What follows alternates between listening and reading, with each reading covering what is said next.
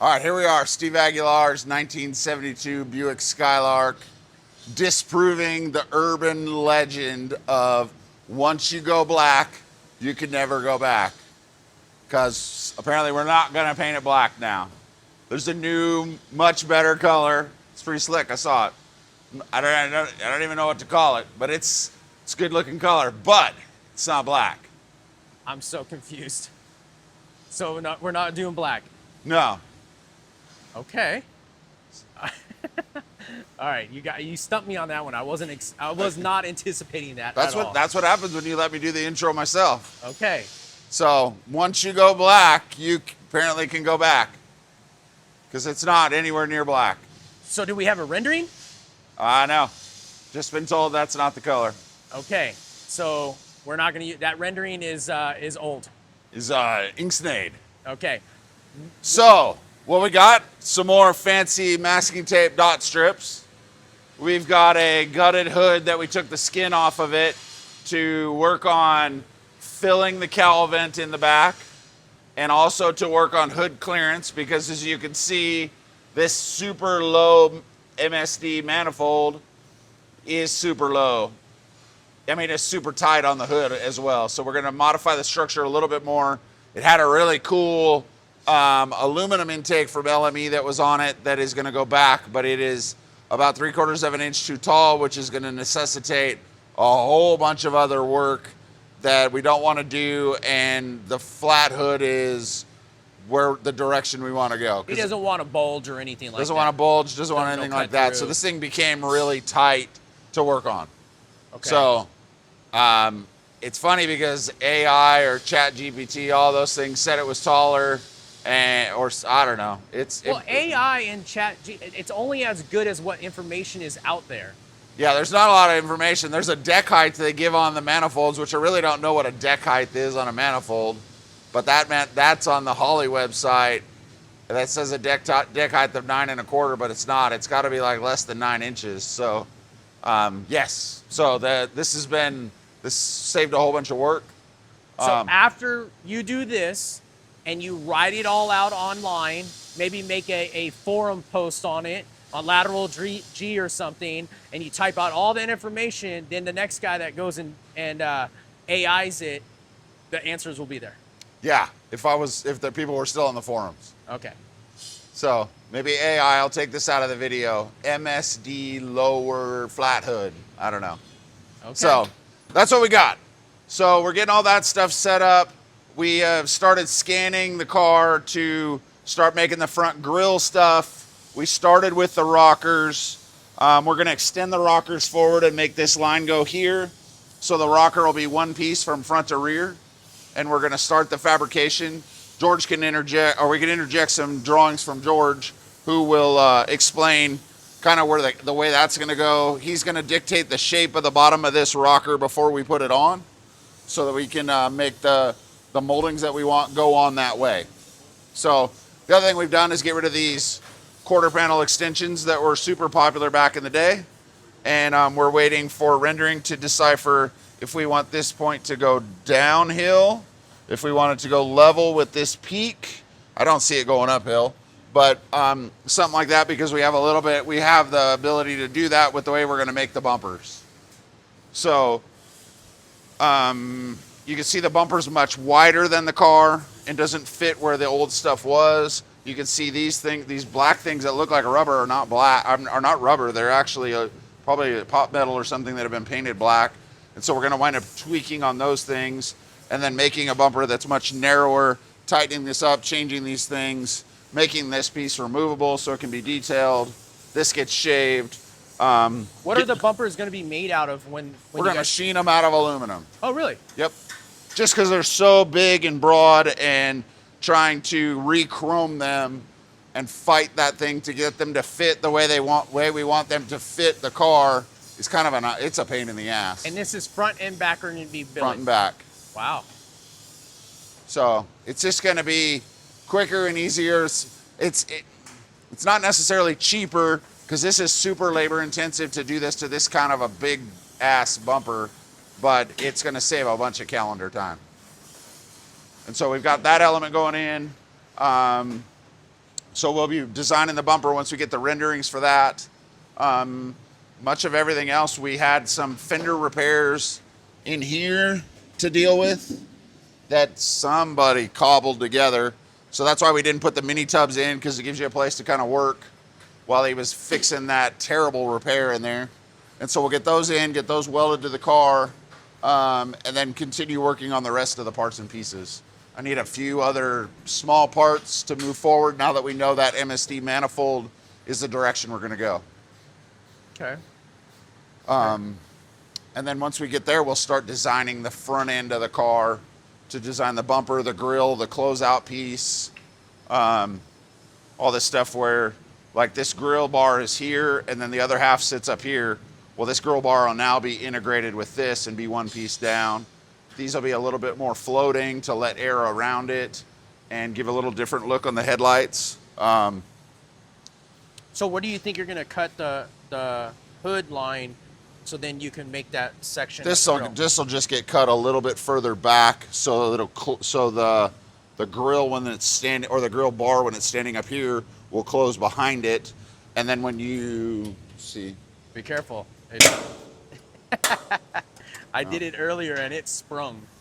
So then we're gonna make, as this grill bar comes up and goes this way, there'll be a closeout that goes back to here that'll close all this out, hold the hood, because there'll be two hood latches. There'll probably be a hood latch here and a hood latch here that hold the like a modern BMW latch. Wow. So all this is going to be closed out. Yeah, this will all be closed out, and then that grill bar will come up, and then behind it will be flat that goes across. What was here originally? Nothing. Yeah, that doesn't look good. So these are kind of ugly. So we'll wind up changing a lot of that kind of stuff. So even factory, this is how it looked when you That's how it opened looked. Oh, wow. Yeah, that's definitely going to be a big difference on this car. Yep. It's just, sometimes it's crazy how things were left. Well, especially the bumper situation. Well, I think what's crazy is how people remember it. They think that everything was super pristine and fit perfect because it was new, and you're like, these things didn't fit good, and the gaps weren't good. Like, they didn't. We thought they were good then, and thought all that was good, but in comparison to what we have nowadays, things have come a long way. Tolerances are completely different. Yeah, because the bumper situation alone, I mean, it's just insanely crazy. On sometimes when people get all irritated when they buy these bumpers and they don't fit, and it's like, well, that is fit for 1970. Yeah. For 1970, that's pretty dang good. Yeah, and even some of these parts that you buy, yep. It's unfortunate, but just the fit back then was, they just didn't have the technology, so fit was loose.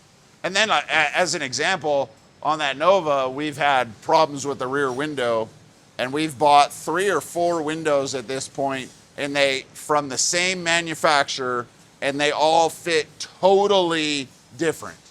Like, one will have a hematoma in the middle and like some kind of shape or bulge, and the other one is the edges are different, all those types of things. And the reason we had to buy new glass is because years ago when that car, we were working on that car steady years ago, the rear window that we'd fit in that car was so much smaller, and we fitted the glass to that with a little bit of shape.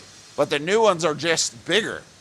I even went back the other day to go, is there a chance that the sedan glass is different than this, or what's the difference on this car? And it's not. It's just over time they've made the new windows a little bit bigger, and rear windows are tempered, so you can't sand on them without them cracking at some point. And so it's just amazing how reproduction parts vary. The quality of it's not consistent. There's just so many things that come with that. So you have to work with how all that stuff's going to fit. And on these cars, good and bad is that there's not a lot of reproduction parts, so you have to find the original ones, which is expensive, or you have to make them, or but other cars with Chevelles, there's an inconsistency with parts.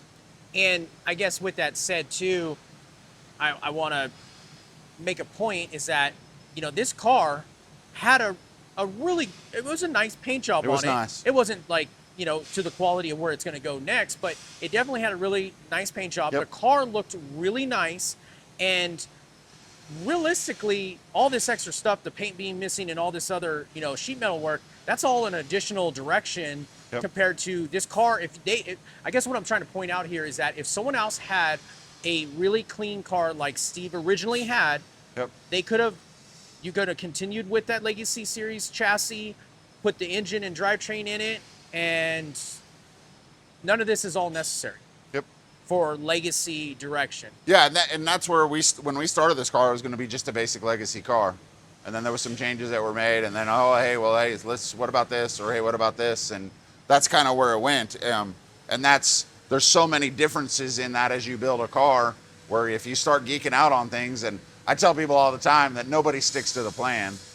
But there's a part of nailing people down to stay with it, and then there's a part where people get excited, and you're like, well, let's just add this little thing or that little thing, and because it's an exciting process. And that's the point of your legacy series builds, is to keep it within a scope and lead down this path that is going to get to the quicker finish line, but still be a really nice. Well, you want a nicer, badass car that's meant to be driven, that's meant to do all these things, that's sorted, that has good parts that are gonna give you the durability and the drivability and all that type of stuff that you want. But also, it's not so nice that you can never really get it where it does all that stuff well, or it's so nice you're just too scared to drive it. Yeah. We in the other episode of Yeti that just came back from the paint shop, he's going with a little bit more horsepower. There's some newer things that you're doing to it, and that is not like totally throwing it out of range, but that is slowing down the process. Yeah. And that is something that he's willing to take. But again, if it was stuck to the norm of what you've got the path already, wrote down for you. It's just one thing when you do fabrication changes, and then there's another thing when you do wiring changes, or make a little bigger fuel line, or whatever you're going to do to make some of that stuff just a little bit different. Yeah, because if you have to add another fuel pump or any other additional wiring, now you're going back in and engineering the wiring system. Yeah. Which can be a really big difference. Especially with the ability of the horsepower we can get nowadays. These engines can drink some fuel. And when you run them on E85, man, it gets about 40% worse fuel mileage. Yeah. Well, I mean, it's great that Steve is going the direction that he wants. I think all of us were hoping to see this thing on the ground in blue and be driving, but obviously Steve has his heart set out in this direction. I think it's way cooler. It's got some good ideas. Gonna be some neat stuff. Just got a lot more work to do. Yeah. Okay. So, I think other than that, I think everything else is pretty straightforward on this car. So, okay. Well, should be a lot more to see next month. A lot more has happened this month. Just kind of finishing up the details. Okay. And getting ready to execute the bigger things. To end this out, I want to say that if anyone's interested in this Legacy Series chassis, this is, again, an Ironworks collaboration with Roadstershop, which is essentially the front half of the chassis is a fast track chassis, and then from the firewall back starts more of the design work that is exclusive to Ironworks. That is what is Ironworks calling a unibody chassis, which incorporates the floor, lowers the seat, has the center hump for the transmission and drivetrain, and then obviously the mini tubbing and all that good stuff for the rear of the car. Those are available on the website for any of your 1970 to 72 Chevelles and some of these other applications. Yep. If you have something there's a few little other variables you got to deal with on this. Wheel tubs are a little different shape. There's a few little things, but it's super minor. Okay, but if you guys are interested in a chassis, those are available on the website. If you want to purchase a chassis, have it shipped to you, or if you want to have a chassis purchased and then have it here, drop off your donor car, have just a chassis installed, Roger and his crew is available to do that. Or since you was installing the chassis, keep on going and give me a complete that's how car. Some of these end. We sell them the chassis and then wind up building the car. Yeah. All right, well, thanks for walking us around Steve's 72 Buick, and we'll see everyone on the next video. Thank you. Have a good day.